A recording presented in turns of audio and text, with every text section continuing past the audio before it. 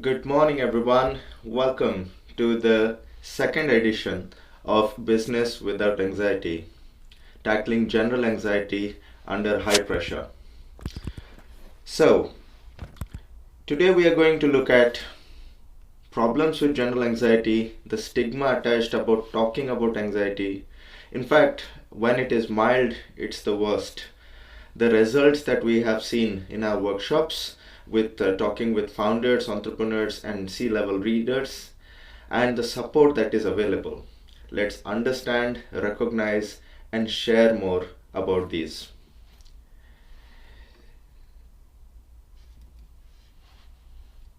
If you want to join me as a guest on one of these workshops, one of these talks, please do join me. This is telecast or livecast to nearly 5,000 people, and some of them join online, but many of them look at the recording, and I see the comments that come across the week.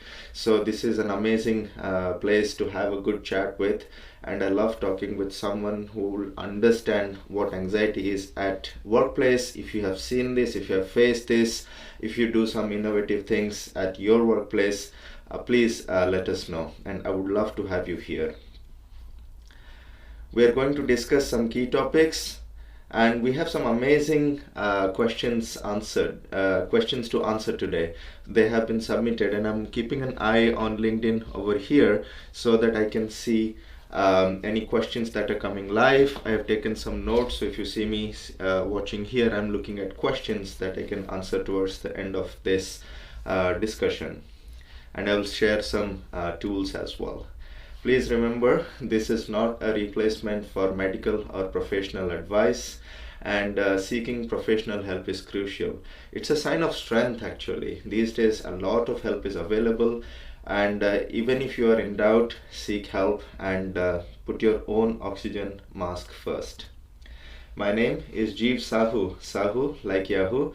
I am a business consultant, investor, and entrepreneur, and I talk about anxiety because life happened, and many of us go through anxiety, especially the mild ones, just pushing through, watching some videos and so forth. And even for a long time, especially after a bereavement, when I had anxiety, people were saying, including doctors, that I'm fine, but I was not able to sleep well. I was not able to focus on my work, and this is my journey. You might have seen some introduction videos, but anxiety was there. It was mild. I looked fine. It was not visible. In fact, I smiled in front of my clients and customers, but like many people, things were happening in the background, and this actually worsened during COVID. And when when I started sharing about it, things started changing. So I created some frameworks which I'm sharing, and these have been tested with many entrepreneurs and many leaders. So we need to talk about this in the business context. The strongest of us also need some support, the so-called strongest, because sometimes you don't see what's exactly happening in the background, and this does affect business, this does affect revenue, this does affect performance, salary, and everything else. And let's not wait for things to get worse. Like my doctors told me, come back when things get worse, you look all right, here is a PDF. Well, there are things we can do beyond stress management, beyond overwhelm management, beyond these motivational videos that you see. There is something else, and there is a big gap where mild anxiety keeps lurking for a long time. And if you keep tolerating that mild anxiety, then situation worsens. In fact, today's topic is about understanding general anxiety and how to detect it. So at Mindly, we follow the ME approach or me approach, and I felt that like most entrepreneurs and like many leaders, we all believe in action. Without action, it's just talk, it's just another course or another video that you are watching. You're into that anxiety distraction cycle where you feel not okay, go and watch something and come back. The problem has not been solved unless we take action. So motivated engagement converting into action. Measurable efficiency, ME. For many of us, this measure is money. For some of us, it's time. For some of us, it's health. But if we don't measure it, we don't know whether we are going in the right direction, this way or that way. So measurable efficiency, and we combine mind and emotions in the ME approach. So stay tuned. We're talking about generalized anxiety. It's conversations, not counseling. What did we talk last time? In fact, got about 50 comments across different platforms. We talked about myths about anxiety. Have a look at the recording. I'll put it on YouTube and Facebook and LinkedIn, and we'll also share in a future podcast as well. Look at the myths about anxiety. What they show you on the television is not necessarily what exactly happens in day-to-day life. Differences from just stress management or the kind of workshops we have with checklist exercise, it goes a bit beyond stress. How does it affect functions such as business consulting? We talked about that, and we had a wonderful Q&A, question and answer session. Let me ask you a question. Which gender and demography has relatively high depression rate and low depression rate? In fact, many studies have happened, and many times people say that people of African American origin and women, they have a lower depression rate, and white men have higher depression rate. But I do not exactly agree with those kind of studies fully. They are true. They have done with some subset of data and so forth. But it has been my consistent observation that the one with a support system has lower depression rate, and the one without a support system have higher depression rate, leading to even bigger mistakes of life. And people who do not share, I'm not just talking about talking, but sharing can be in different other forms as well. But if they don't have people around them or support system around them, things worsen really fast. People are there who have a friend system, even if it is a golf buddy or if it is a dog walker club. But if they have people to talk about, not necessarily about their problems, but maybe just about the dog, just about the weather, our mental health improves in those situations. Our depression rates go down because we have a support system. So keep that in mind. In fact, general anxiety is really, really ignored, tolerated, misunderstood, and many of us try DIY, do it yourself, which can lead to destroy it yourself if you don't be careful. So at any point, 6 in 100 people will be diagnosed with general anxiety disorder. This comes from mind. Over 8 million people are suffering from some version of anxiety. This is from Mental Health UK. And unfortunately, less than 50% of people with general anxiety disorder will access treatment. For some of them, they will be told, you're fine, come back when things get worse. That's unfortunate. For some of them, they will say, I'm all right, I don't need it. You know what, anxiety does not exist for me. I'll pull up my socks and push through it until it's not all right.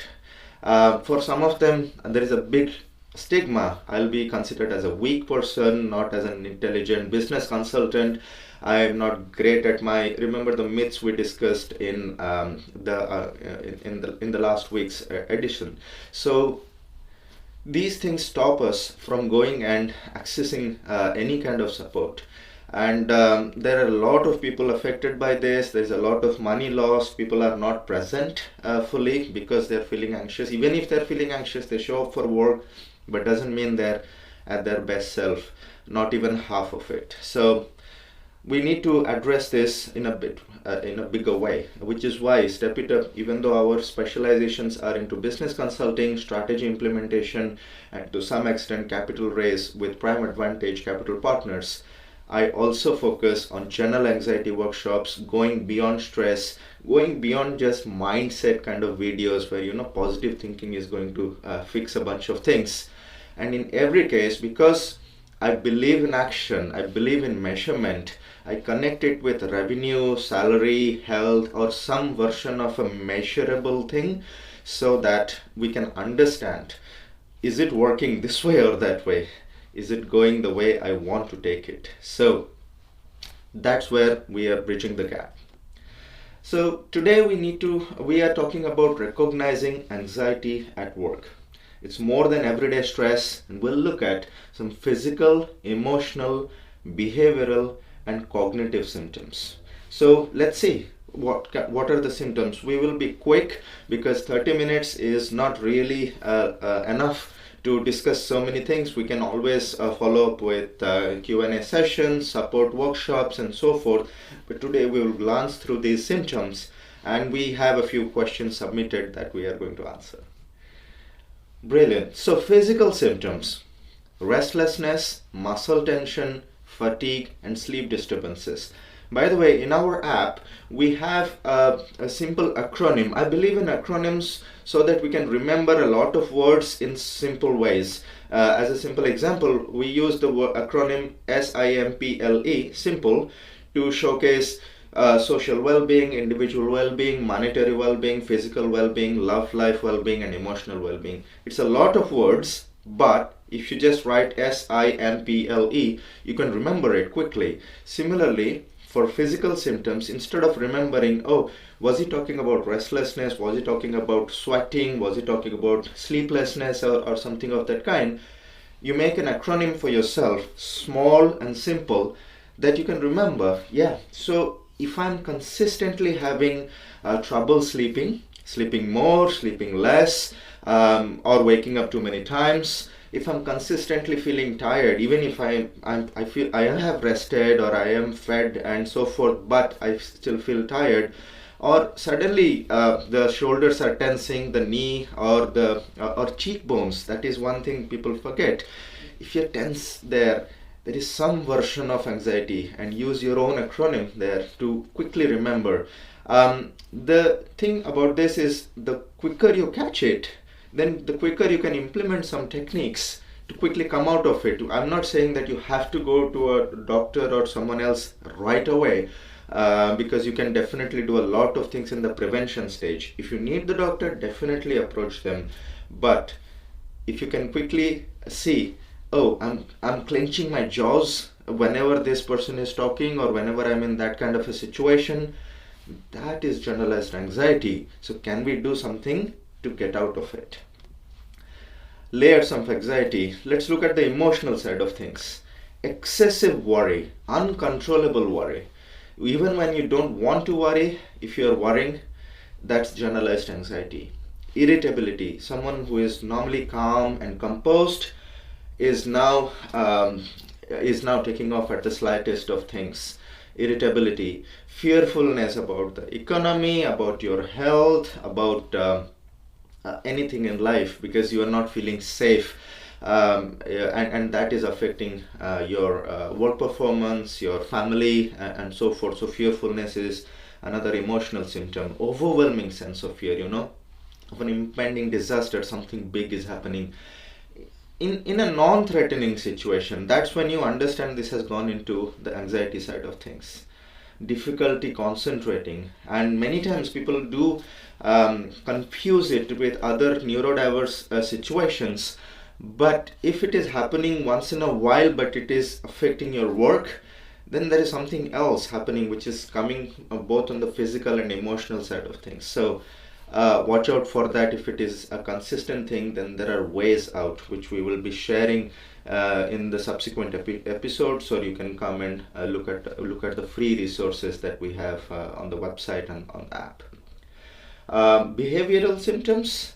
You're friends with someone and they stop answering, they try to avoid a lot of people, and this happens after life events or relationship issues, steering clear of situations. And in certain things, for example, if someone is scared of a specific situation, they know it, that's a phobia, that's different. But if all of a sudden they switch into different behaviors, they are going through some mild anxiety which needs a little bit of addressing, little bit of talking or support and so forth. changes in social behavior.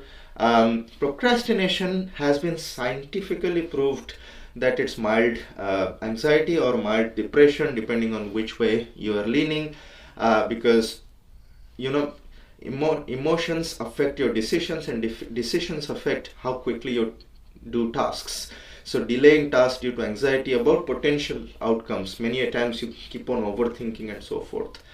And of course, substance use, alcohol, smoking, drugs, and even movies, or constantly watching something. Even there is something called L&D addiction, or learning and development addiction. You feel something and suddenly you go and sign up for a new course because you think that will solve everything. Does not help. And look at your pattern. Maybe you keep watching Netflix, you keep watching YouTube, you keep talking on the phone, keep chatting. Social media addiction can be to social media as well. I understand I have put substance use here, but it's actually creating some chemical changes within us, so that is related to the mild anxiety. So cognitive symptoms like worrying and emotional things, overthinking, constant rumination, and I've actually seen this happen. You will not be able to pause the rumination that is happening, and there are physical ways to intervene so that you can look somewhere, take deep breaths. There are techniques to do so that you pause that rumination and refocus your attention on something else. But often this goes as a negative and vicious spiral, and keeps on happening. And this is another version of procrastination to some extent. It all gets combined, physical, emotional, cognitive. Try to be perfect, setting unrealistically high standards, and many times you set up for failing, and then you worry about failing, and then you don't do anything about it, and the cycle repeats. We forget a bunch of things, even without any kind of substance abuse, but difficulty in recalling and difficulty concentrating. And of course, there is an entire episode just on catastrophizing, where we talk about filters and biases. There are about 17 or 18 of them. Originally, the biases were they are brain's way of processing information quickly. But if you quickly jump to the wrong decision, then you're catastrophizing. And there are various forms of it, but suddenly the brain is thinking about the worst case situation. The reason the brain is thinking about the worst case situation is because if you're prepared for the worst, then anything else is a good outcome over there. This is why the brain is thinking. But if you make it a habit, we're crossing the line into mild anxiety or generalized anxiety. So keep watching for these. If you want a summary of these symptoms, you can go on our app. Actually, we have a wonderful acronym over there so that it's easier to remember. There are PDF resources available. You can print out or put it on your screen, or just email us or comment below, and we will be sharing this. So looking at the time, I'll just go through some of the questions, and here I am watching the comments. So let's see. These are the questions which were pre-submitted until last night. How can meaningful conversations go beyond checklist training to reduce workplace anxiety? This is a powerful question. In fact, I'll just read all the questions so that I'll give you an answer that is a bit more complete. Why might conversations over coffee or informal discussions within a company be more effective than relying on tech tools? How can I feel safe, and how does this relate to revenue? Excuse me. So let's look at the first two. I've been given constant feedback that people hate surveys. They feel they are being spied on. Many people lie, and it has been statistically found that men lie more than women on these surveys. If the survey has a question, how are you feeling in this particular situation? All right, everything is fine. So these things are actually not helpful technically. Apps, surveys, to some extent they are, but in generalized anxiety, human behavior, human conversation goes beyond that checklist exercise or a tool. Why? Because people feel safe.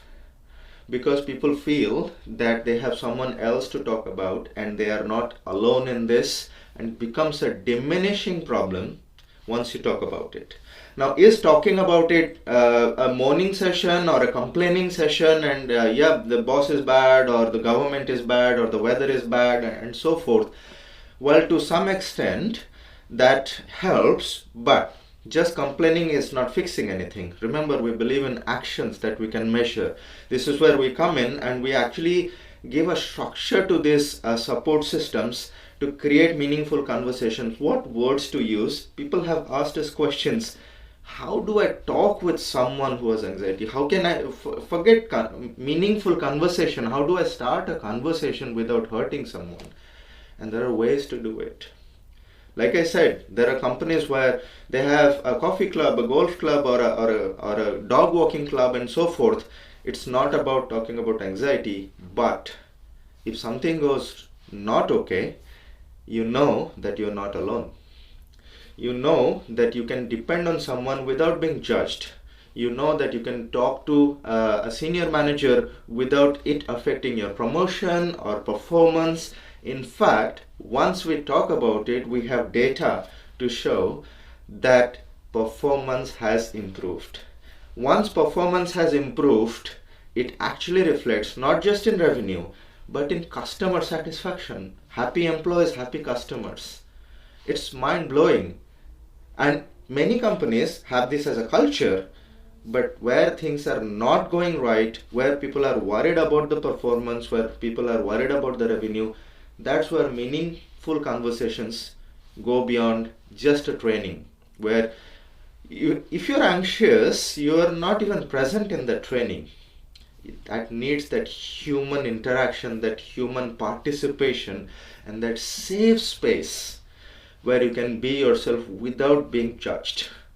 And everyone walks out of this meeting feeling a better version of themselves, less anxious, and even if anxiety comes, they know what to do about it. So this is where informal discussions within the company are far more powerful than just having a training or just having an app, just having a survey, or even apps which are observing you. People feel like they're being spied upon. So and they feel actually more anxious. They constantly keep changing passwords. They don't share certain things in certain meetings. If you ask a question about how are you feeling, they don't say it in the call, but they might be talking about it in the smoking area or the coffee next to the coffee machine. That culture can be changed in a different way by simple sharing, simple conversation guided by someone. And this makes you feel safe. Many people had asked me, how can I share about my anxiety with my work colleague? I don't want them to know about it. Now, the same team actually have become their own support group, and the conversation did not start about anxiety. They started about sharing about, okay, you play golf, I didn't know that. Oh, you do this painting, I didn't know that. It's a 15 minutes or 30 minutes of focused talk and guided talk and informal, semi-formal talk. But what happens is people understand that I'm not the only one going through, let's say, a separation or a bereavement or money issues, and that has nothing to do with the exact thing that I do at work. But once my headspace is clear, using body, mind, and intellect techniques and having these conversations, I can be better here, I can be better at home because I've focused on me. And that changes a lot. You start feeling safe. You start feeling that you are not alone. And really, you are not, because we are in this together. How does this relate to revenue, salary, money? In the last episode, we actually had a little diagram to see. And in some of our workshops, we share the emotions to revenue ladder. But simply speaking, revenue, salary, health, or anything else is dependent directly on our decisions. And our decisions are either quick, not quick, right, not right, clear, not clear, based on our emotions, our emotional regulations. Our emotions are based on how peaceful, how clear are we here in our head.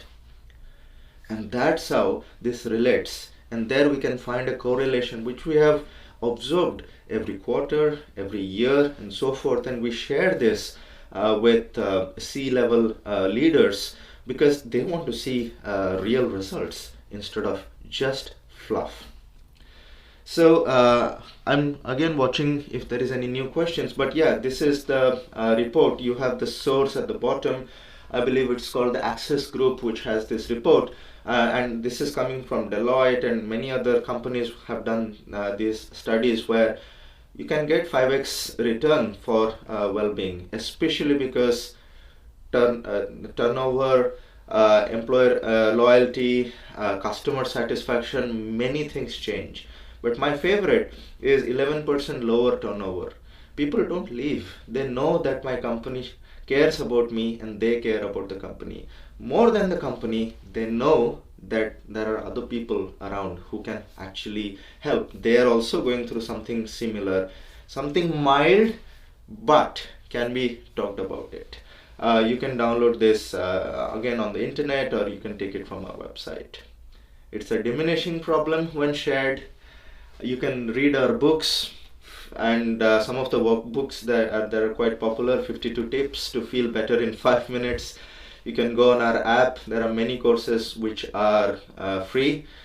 We have a tracker enabled there, and you also see an introduction to Well at Work, which I will briefly share on the screen because this is not a sales discussion. This is more about understanding information and having a Q&A. But if you are a caring people leader, C-level leader, investor, anybody working in high stress, then check out our No Fluff Wellbeing Workshop. It's called Well at Work, and it makes big changes, especially when mindset videos are not enough, first aid is not enough, and just knowing how to detect is not enough. You want to go beyond, and there is a big spectrum between stress, mental health, and in between generalized anxiety, where a lot of prevention can be done. So please feel free to book a meeting. We can talk about it. Please share your questions, and let's keep talking. Look at our app, look at the books. I run a accelerator called the Money Mental Accelerator, mainly because I believe that money and anxiety are quite related.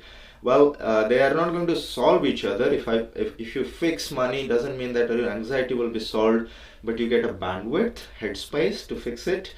If you fix your anxiety, doesn't mean your money issues will be solved, but you get the headspace, the bandwidth to do something about it. And we share tools on both the sides.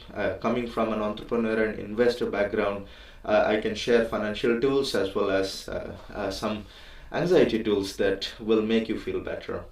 Whenever you have any questions, please drop us a line at talksafely@mindly.uk. And thank you for listening. Thank you for taking the time. Please feel free to come as a guest in one of these, or send me some questions that I can answer next time. I try my best to never disclose who asked the question, which company asked the question. I keep it very anonymous because this again is a diminishing problem. If we keep talking about it, keep sharing things about it, none of us are alone. None of us should be alone, and if you need help, please don't hesitate to take help. Let's keep talking. Sincere thanks for listening.